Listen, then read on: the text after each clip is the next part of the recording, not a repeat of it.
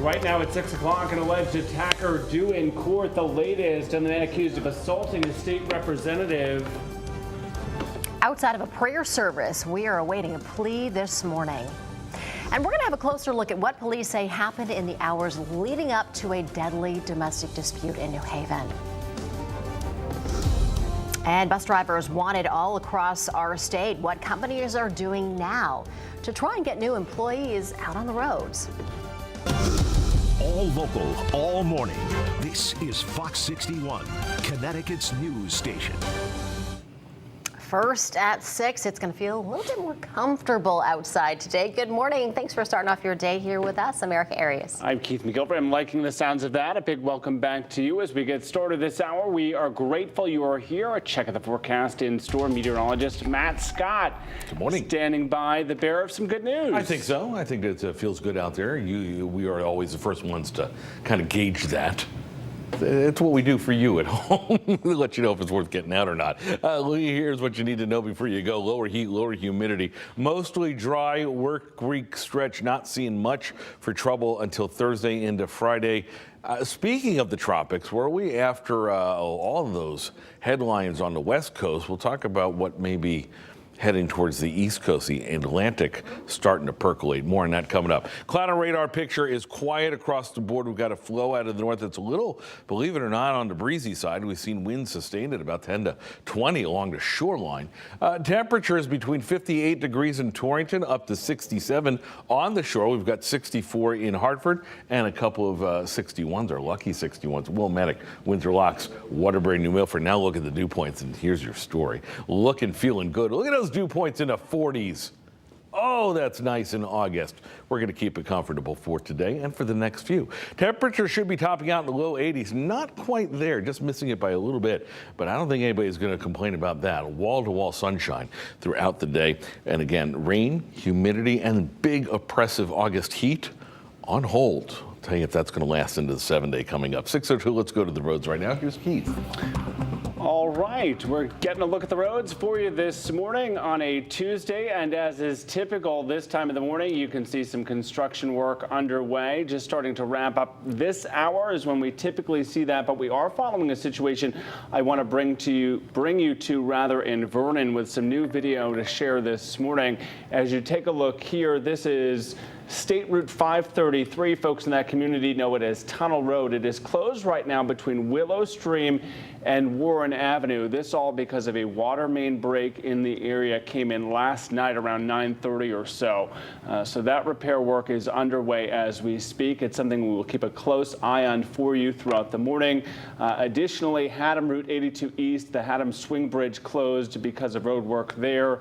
That is expected to run through the 23rd. As you take a look here, I-84 East in Hartford.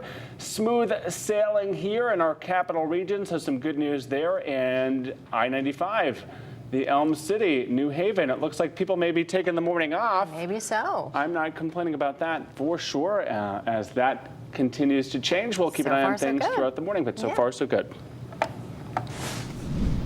Today, the man accused of attacking State Representative Miriam Khan appearing in court once again. Yeah, authorities say he assaulted her after a prayer service at the XL Center. We're checking in with Fox 61's Brooke Griffin. She's live at the Hartford Courthouse with more on what may happen today. Brooke, good morning.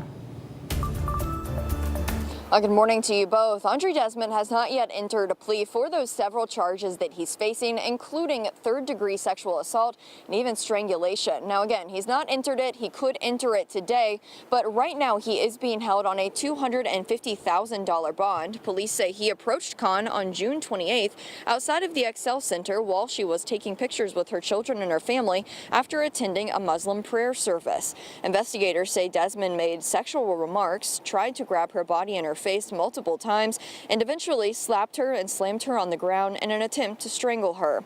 Khan later said in a press conference that she was diagnosed with concussion that day and had injuries to her arm and her shoulder.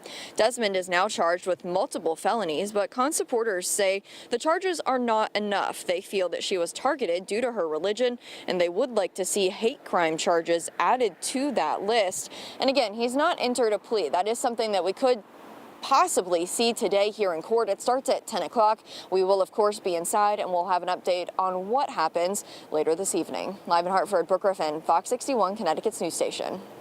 All right, Brooke, thanks so much for the update there. We will check back. Meantime, 6:05, a mother accused of killing her 15-year-old daughter and injuring her son is expected back in court. Naomi Bell has pleaded not guilty to the 2 charges against her. Police say Bell shot the children at their home in Plymouth in November of 2020. Bell's husband told police that she was hospitalized twice for depression and psychotic episodes during the pandemic. He said he was worried that she wasn't taking her medicine. This morning, we know who pulled the trigger in a shooting that killed a man during a domestic dispute in New Haven. Police saying a family member shot and killed Christopher Garvin after he allegedly shot the mother of his children. The gunfire rang out early Sunday morning at the woman's home. Officers say hours before the shooting, Garvin went to the police station to try to discredit the woman's potential complaint. Prior to her arrival, Mr. Garvin had come to the police department to kind of like discredit her complaint, to say that she was going to claim that he stole something from her, but he didn't really do it. Soon after, officers say the woman came into the station to file a domestic dispute complaint against Garvin and establish a safety plan. Police stayed with the woman at her home until around 2 a.m. Sunday morning. About 30 minutes later, they were called back to the home. When they arrived, they discovered 2 bodies, who was Mr. Garvin and the female victim. As of this morning, we're told the woman shot is still in the hospital. According to court records, Garvin had 2 pending charges, breach of peace and assault in the 3rd degree, after being arrested for a fight at a store last March.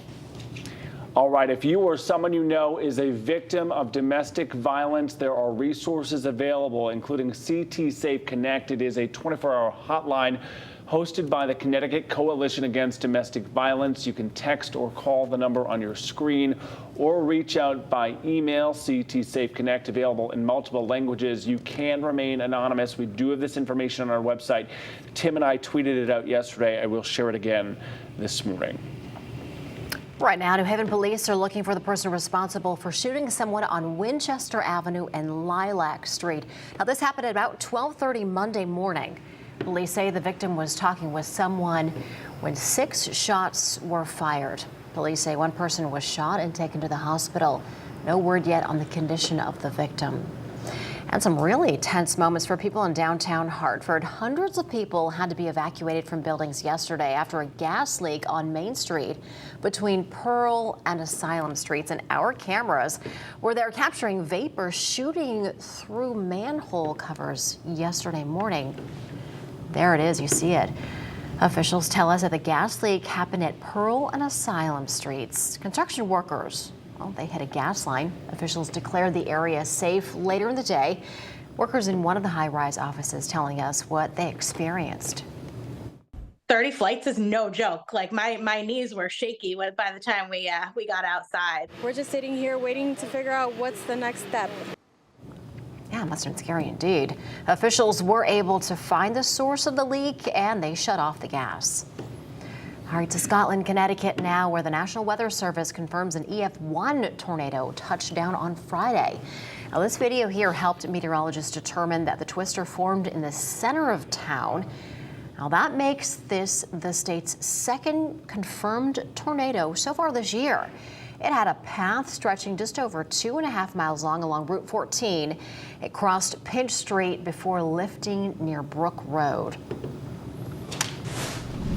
Today, state officials will hear public feedback to propose changes to vehicle emission standards. The Department of Energy and Environmental Protection will hold a virtual hearing. The state's looking to enact strict emissions requirements over the next couple of years. It's also looking to phase out the sale of gasoline-powered vehicles by 2035. Officials saying this would help meet clean air goals. You can share your thoughts by speaking during the Zoom hearing. It all gets underway at 9 o'clock this morning or by submitting written testimony by August 23rd. That, of course, tomorrow. Happening today, the United Way of Greater New Haven will bag and distribute more than 1,000 bags of groceries to students and their families. Love this. The United Way partnering with local food nonprofits to give out groceries in Fairhaven, The Hill, New Hallville, and West Hills. New Haven Public School Food Services will deliver the bagged food to each site.